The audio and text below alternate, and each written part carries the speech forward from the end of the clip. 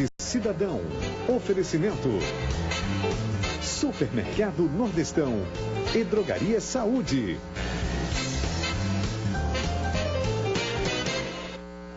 De volta com Boa Tarde Cidadão na Band Natal, chegando em todo o Rio Grande do Norte. Vamos conversar agora com a psicanalista Ana Cecília Kaliniewicz. Seja bem-vinda, Ana Cecília, ao Boa Tarde Cidadão. Obrigada, Robson. É muito bom estar aqui com você de novo. Como é que a gente consegue trabalhar um pouquinho da saúde mental psicológica? Bom, o que significa para você trabalhar com a saúde mental?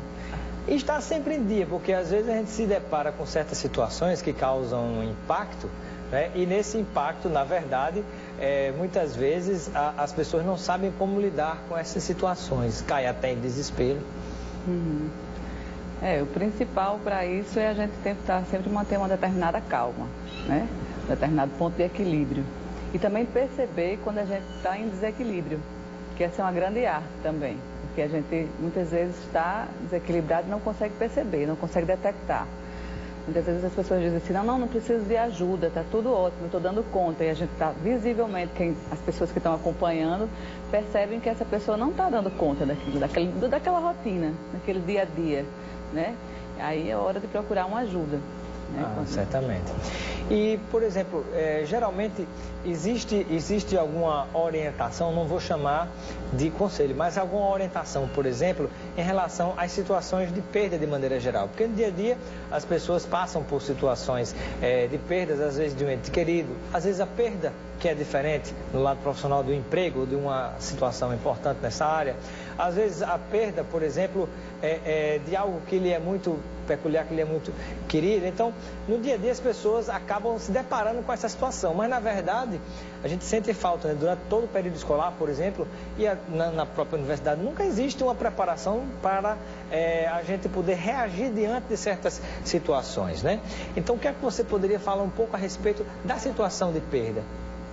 É bem interessante isso, né, que você está colocando, porque, na verdade, nós somos criados e a própria educação vamos sempre ganhar, vencer, e às vezes até a qualquer custo, né? Que aí que mora o perigo do caos que a gente vive hoje, né? Desse ganhar a qualquer custo as coisas, as pessoas, né? As situações. Então, assim, na verdade, as perdas, elas fazem parte da vida. Né? Todo mundo vai ter sempre, para a gente ganhar, vai ter que perder alguma coisa, sempre vai ter perdas, né? A vida é composta de ganhos e perdas, né? Mas assim, nós realmente não estamos muito preparados para elas, né? Então assim, saber que para a gente poder ganhar tem que perder alguma coisa, sempre vai ser assim, essa é a matemática da vida, né?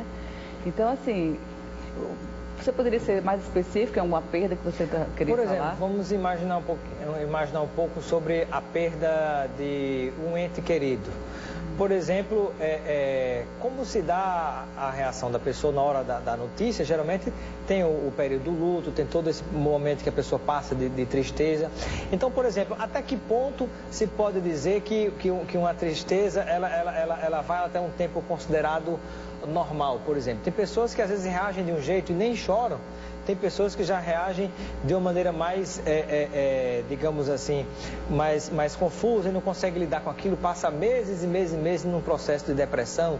Então, como lidar numa questão como essa? Primeiro passo, assim, é dizer assim, que a tristeza, ela é permitida, né? Ela é permitida e é importante. Em qualquer perda mais significativa na vida da gente, nós vamos ficar tristes, né? Isso é normal, isso é bom até. Né? A gente tem que elaborar as perdas também, as perdas significativas de pessoas queridas, de coisas que a gente gosta muito, né? Coisas significativas na vida da gente, a gente vai ficar triste. E hoje tem uma tendência para que a gente não pode ninguém nem chorar nem ficar triste. Então, dá logo um remedinho, um antidepressivo e vamos continuar. E, na verdade, isso não é saudável também. A tristeza, então, é normal e faz parte da vida. Isso. E a pessoa tem que entender aquilo, vai passando por aquele processo até que essa tristeza vá se transformando em outro sentimento. Nesse caso, uma saudade, por exemplo. Isso aí seria normal. Isso, perfeitamente normal e faz parte de todo o processo de elaboração. Essa questão, como você colocou, que é importante realmente, as pessoas é como se fossem proibidas até de chorar, né? Mesmo quando perde um ente querido, aí, tá chorando muito, desse exagerado. Só que a dor deve ser diferente para cada um, né? Certamente, certamente. Até tem uma frase que a gente usa muito quando a gente trabalha com a saúde, né? Diz assim, a doença ela pode ser a mesma para várias pessoas, mas o sofrimento é diferente. Né? Então, cada um vai sofrer de uma forma diferente. E isso é importante, você detectar como é a minha forma de sofrer, a sua forma de sofrer, a forma dele que está ali nos filmando de sofrer. Então, assim, cada um vai ter sua forma de sofrer. Você que está nos ouvindo agora, né, pensar como é que é a sua forma. Mas essa parte de sofrimento, ela faz parte do ser humano, é inerente ao ser humano. Né? Não tem como a gente tamponar isso, porque você vai dar problemas maiores futuramente. Agora, eu entendo quando você coloca assim, até que ponto a gente deve ficar nessa tristeza, nesse chororô, isso, né? Uma pergunta sobre isso da Maria Fernanda, nossa telespectadora que está no Tirol. A Maria Fernanda pergunta quanto tempo seria normal, ela colocou entre aspas, um período de luto, de tristeza. Bom, eu vou dizer uma frase que é de Freud, né? Que ele diz assim, que o inconsciente ele é atemporal, ou seja, ele não tem tempo. Mas a gente tem alguns parâmetros, né? Assim, que provavelmente, né, também ele mesmo já disse há uns tempos atrás, muitos tempos atrás, né, que ele é do final do século XIX. Então, assim, ele dizia, a gente dizia sempre que, vamos supor, um luto, uma perda, de 3 a 6 meses. Passando disso já é preocupante, a pessoa está trancada dentro do quarto, chorando, desesperada lá por aquela perda, é sinal de que ela não está elaborando. Né? Não está conseguindo transformar esse sentimento que ela tem, não está conseguindo sair daquela situação. Né? Porque num certo período é normal, o período de um recolhimento, uma tristeza, uma certa depressão, mas quando se prolonga por muito tempo, então possa ser que haja alguma coisa errada. Isso. Apesar de que cada um tem seu tempo. Tem seu tempo, mas assim, se não está havendo um processo de tentativa de melhora naquilo ali, de pelo menos a pessoa tentar sair um pouco, de tentar ver outros aspectos, elaborar até se for uma coisa do ente querido, né? Ver que aquela pessoa teve um significado, que teve aquela passagem boa na sua vida. Então, assim, uma forma de elaborar aquela perda. E aí tem que buscar mecanismos para poder elaborar isso melhor, né? E eu sempre digo, isso é importante, é reconhecer que aquilo ali não tá legal e procurar uma ajuda. Não tenham vergonha de procurar ajuda. É normal também que a gente procure sempre ajuda. A gente está querendo ser muito autossuficiente. O que você diz, por exemplo, quando você falando em procurar ajuda, que é importante fazer isso, o que é que você diz, por exemplo, quando ouve alguém falar, acho que aqui e acolá alguém deve dizer isso, ainda se diz que psicólogo e psicanalista é coisa para doido. A gente às vezes escuta muito essa frase, né? O que é que a gente pode dizer para levar uma mensagem diferente, educativa para as pessoas que pensam assim? Isso primeiro realmente era muito comum. Ainda tem os vestígios dessa fala, né, preconceituosa, digamos assim. Mas assim, na verdade, gente, quem vai procurar um trabalho psicoterapêutico, psicanalítico, são pessoas até mais esclarecidas, que veem o limite daquele sofrimento. Às vezes a gente não está vivendo, a gente está à margem da vida, né? Como disse Fernando Pessoa, é hora da travessia, né? É tempo da gente atravessar. Tem coisas que a gente não nos cabe mais. Né? Então, assim, a gente tem que perceber esse momento de atravessar. E muitas vezes essa travessia, ela não é fácil a gente fazer sozinho. A gente precisa de ajuda de alguém. Né? Então, assim, essa travessia, ela faz parte da vida do ser humano. E, assim, muitas vezes a gente precisa de alguém. E, graças a Deus, tem os profissionais que trabalham com isso, né? Os psicoterapeutas, os psicanalistas, e vão poder ajudar. Não tem nada, isso é um mito que foi criado que não tem o menor fundamento, né?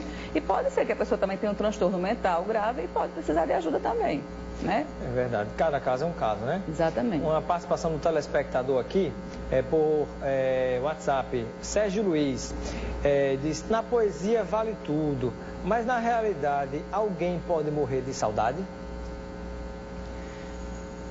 Não deveria, né? Não deveria, mas assim, infelizmente, a morte de saudade, né? O que a gente vê muito hoje? O que está... Todos os congressos atuais, o que a gente está percebendo mais? A dor, a morte, né? A morte através do suicídio, infelizmente. Há um aumento catastrófico desse índice, né? Não era permitido até pouco tempo falar, agora houve uma mudança na Organização Mundial de Saúde, no sistema de comunicar, que seja denunciado isso e não oculto, né? Porque antes se a gente falava dos suicídios, ele causa tipo uma epidemia. Há vários outros suicídios, vamos supor assim. E hoje está se pensando numa outra forma de lidar com isso, porque realmente as pessoas acham que tirando a própria vida vai resolver. Será que é uma forma de resolução isso? né? Muito bem. Temos algumas participações também, mais perguntas chegando aí, já deu tempo de colocar na telinha, né, para a gente acompanhar mais perguntas aqui ao vivo, para a psicanalista nesta Sexta da Saúde, a Ana Cecília Kaliniewicz. A Karina Alves, do Guamoré, pergunta como funciona uma análise. Existe alguma especificidade de direcionamento? Como é que funciona na hora que a pessoa procura um consultório do psicólogo, do psicanalista? Primeiro saber, né, a gente procura saber o que está trazendo, o que traz a pessoa até ali, né? Cada um vai por um motivo, né? E às vezes o motivo que ela chega lá não é o motivo realmente que ela vai trabalhar no decorrer. Às vezes a gente chega por um caminho que não é exatamente aquele que a gente quer trabalhar. A gente chega por um caminho mais, como é que a gente pode dizer, um caminho mais fácil, um caminho que a gente consegue expressar. A gente diz, eu terminei meu namoro, não estou conseguindo dar conta, vou procurar uma ajuda, um exemplo. E no decorrer a gente vai vendo que aquela pessoa tem uma série de dificuldades de outros tipos de relacionamentos, não só com aquele término daquele namoro. De repente encontra-se algo da personalidade daquela pessoa que pode ter sido comum na perda de outros relacionamentos anteriores. Exatamente. Porque... De repente você vai procurar uma coisa e achar outra, no popular é isso, né? Por aí, Robson, é isso aí. Porque sempre tem uma raiz daquela dor, né? A gente não, na análise, na psicanálise, a gente não trata só aquela dor específica que a pessoa chega, né? Isso acontece em outras linhas de psicoterapia. Mas, assim, na psicanálise, a gente sempre procura trabalhar com a raiz da questão, a raiz do problema, né? Até porque senão vai crescer de novo. Sempre há algo mais profundo que pode estar acontecendo, né? Sempre é. Do que aquele fato que primeiramente levou a pessoa ao consultório do psicólogo, do psicanalista. Tem mais participação do telespectador com pergunta na telinha, né? O pessoal pergunta muito nessa área. Matilde Pereira, de Nova Parnamirim. Sou evangélica. Preciso procurar um profissional que compartilhe das minhas crenças? Será, Matilde? Né?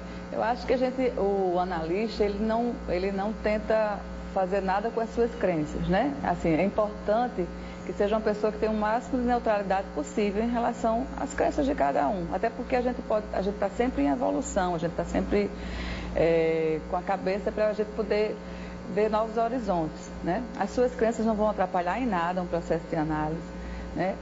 As crenças do analista não vão... Desde que a pessoa esteja aberta também, né? Com certeza. Possa ser que, dependendo de algum tipo de religião, a pessoa fique receosa de não compartilhar disso ou daquilo, ou mesmo de não se comportar de uma maneira que poderia ser importante até para ela, porque a religião tal qual daria um direcionamento diferente. Mas é tipo assim, sabe, Robson, como eu vejo assim, a religião, ela é uma das coisas que a gente se reveste, né? Então, assim, lá no consultório de psicanálise, a gente trabalha com o ser humano.